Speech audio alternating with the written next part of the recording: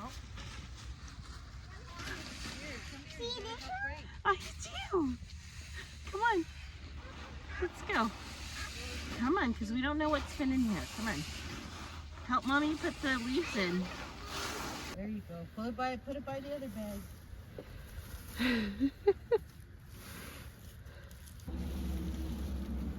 And the leaves. So this morning we are raking up leaves here.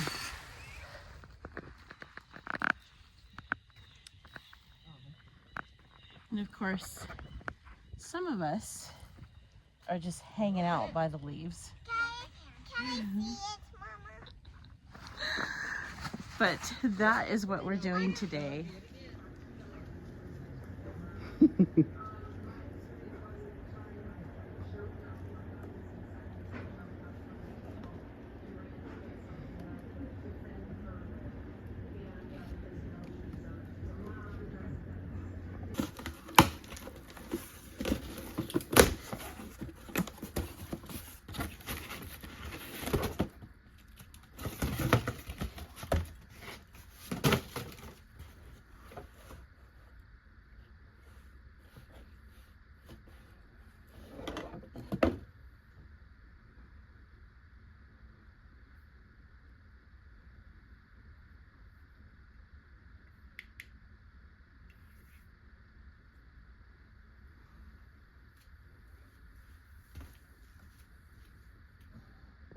Hi everyone, and welcome to the 2 Acre Homestead. My name is Lisa, in case we haven't met.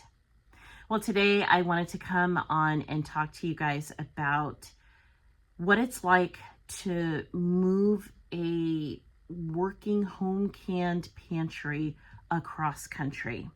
If you're new to the channel, my husband and I have recently, I think 6 weeks ago now, we have moved from the state of Arizona to Michigan.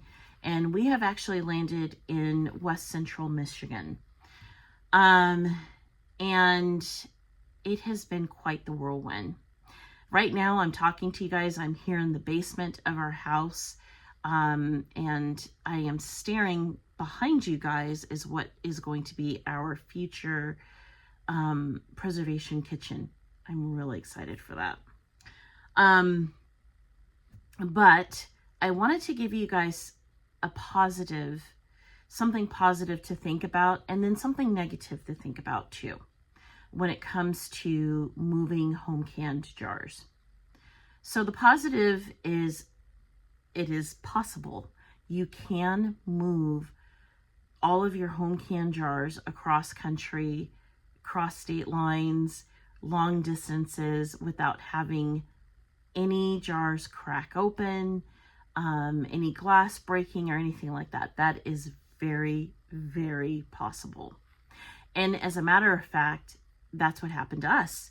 When we moved here, or when we were deciding to move here, our house was under contract. This is what I did to make it possible. I only saw that there were 2 options that I had, and that was the first option. I could go and I could order on Amazon or online. I could order these plastic bins, and these certain type of plastic bins are molded to fit the your canning jars.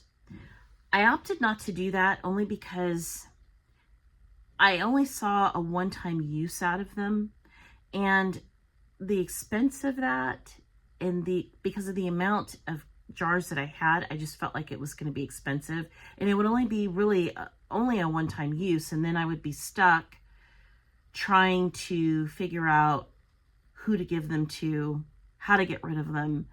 So I didn't think it was a viable option. So I went with option number 2, and that was I went down to my local Walmart and I got a bunch of bubble wrap, and I bubble wrapped each and every one of my jars.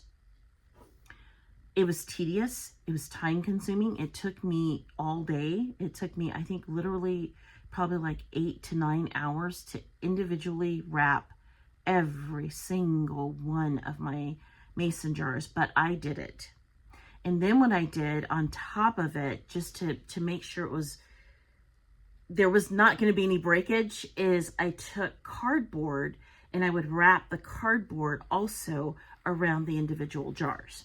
Tedious, but it worked. And it was well worth me doing. So, needless to say, when we got here, I didn't have not one broken jar, and I was really happy and excited about that.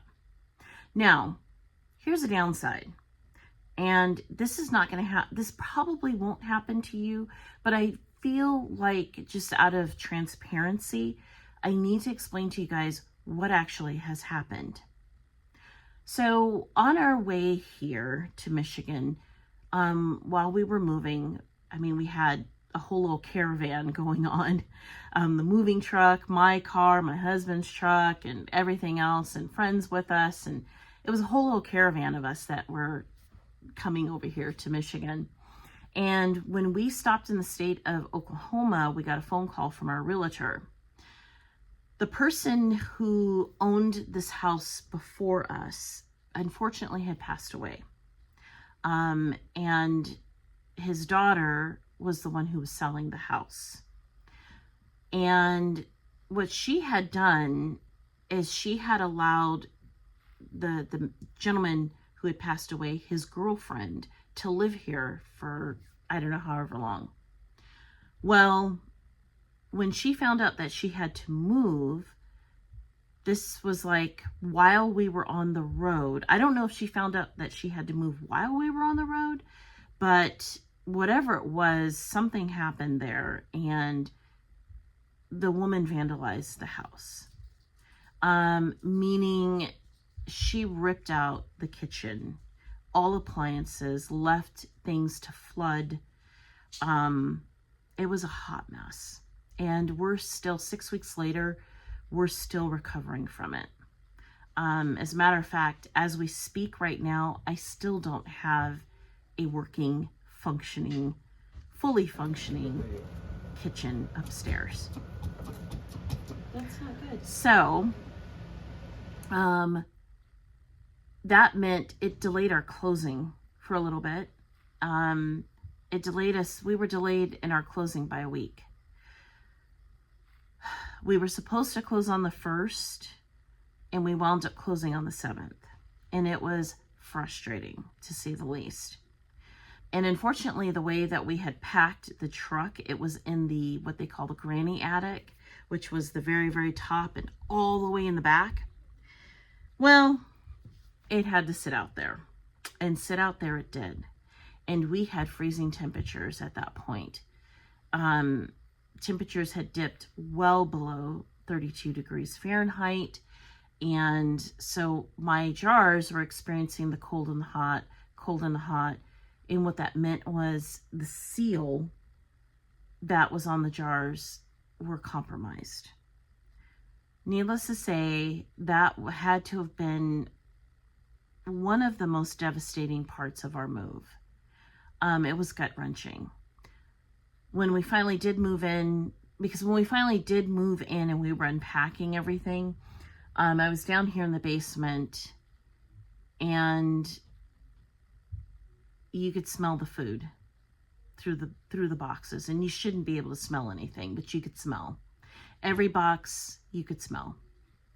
And every time I went to open up a box, I at least found one jar, if not 2 or 3 or 5, that had been compromised. And it wasn't that the glass had broken, it was the seal that had broken.